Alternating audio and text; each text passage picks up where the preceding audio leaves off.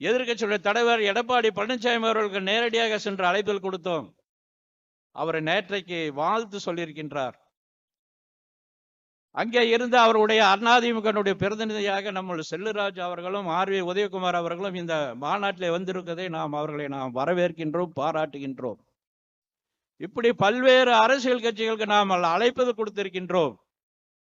சில பத்திரிகையாளர் சந்திப்பிலே முதலமைச்சரை கூப்பிடுவீர்களா என்று கேட்டார்கள்.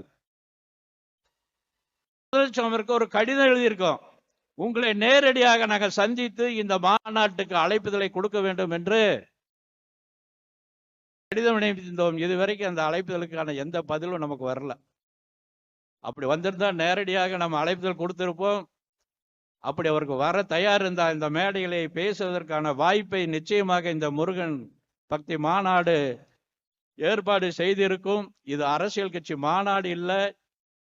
இந்துக்களுக்கு ஆதரவாக யாரெல்லாம் இருக்கின்றார்களோ, இந்துக்களை பற்றி யாரெல்லாம் பெருமையாக பேசுகின்றாரோ அவர்களுக்கான மாநாடு.